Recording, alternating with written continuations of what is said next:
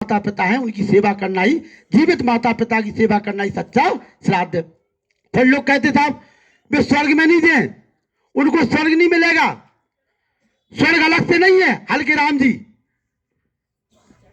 अन्न पुराना घी नया, घर कुलवंती नार, वो आंगन बच्चे खेलते स्वर्ग निशानी चार। अन्न पुराना हो, पहले हमारे घर कुठन्या होती, और कुठन्या में आदमी रिश्तेदार तो ठोक के देख लेते कि हौई में नाच कितनो है। अन्न पुराना घी नया, एक गैया छुटा जा दूसरी लगन लगे। अन्न पुराना घी नया, घर कुलवंती नार, और पत्नी कहती हो मीठा बोलने वाली, वो आंगन बच्चे खेलते स्वर्ग निशानी चार। और दादा दादी को क्या चाहने, पोता पोती। और इतना ही नरक है, नरक की कथ कि रूखा भोजन, कर्ज सिर, और घर कलहारी नार, और जो कहूं पूत कपूत तो नरक निशानी चार।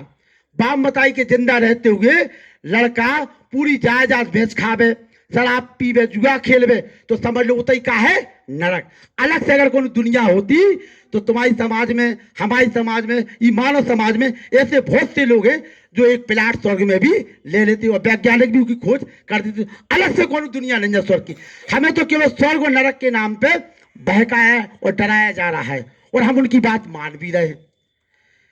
अगर इस मंच के माध्यम से आपको लगता है कि वास्तव में ये बातें सत्य हैं, तो एक बार उन पर चिंतन करिए, और चिंतन करने के बाद फिर मनन करिए। फिर अपनी अंतरात्मा से पूछिए कि जिसका जिंदा मतलब युवा अवस्था में जिसका इकलौता बेटा चला गया हो, लखनलाल जी, युवा अवस्था में जिसका जवान बेटा चला गया हो, लाखों रुपए लगी हो, जिसकी बहू पहली डिलीवरी में चली गई हो, जिसका पिता अल्प आयु में चला गया हो, उस परिवार में बैठ करके क्या भोजन करना, ये क्या नैतिकता आती है? आप चिंतन करना, केवल चिंतन करिए।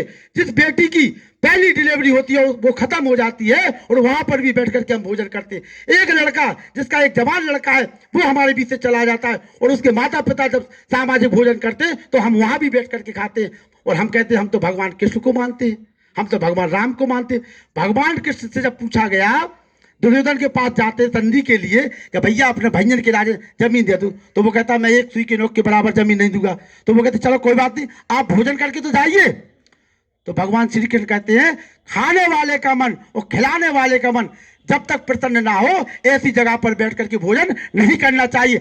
आज हमारे बीच में सम्मानी हमारे बड़े भाई हरगोविंद जी हमारे बीच में अल्पायु में चले गए। क्या इस परिवार में ये दुख की घड़ी नहीं है? तो क्या हम एक दिन का उपवास नहीं रख सकते? तब हम हजारों, अभी देखिए कितने उपवास चलते हैं हमारे धर्म शास्त्रों में, हमारे परिवारों में हम करते हैं, तो एक उपवास आज यहाँ भी कर सकते हैं। ये चिंतन देने के लिए ये मंच लगता है, और कोई ऐसी व्यवस्था नहीं होती, केवल इसलिए कि हम इस बात को समझ सकें। मैं निवेदन करने लगा हूँ सम्मानित श्री राम सेवक निरंजन जी, जिन्होंने 1 महीने के अंदर अपने माता जी और अपने पिताजी की श्रद्धांजलि सभा करके समाज में बहुत अच्छा संदेश दिया। सम्मानित राम सेवक निरंजन जी, शिक्षक साथी।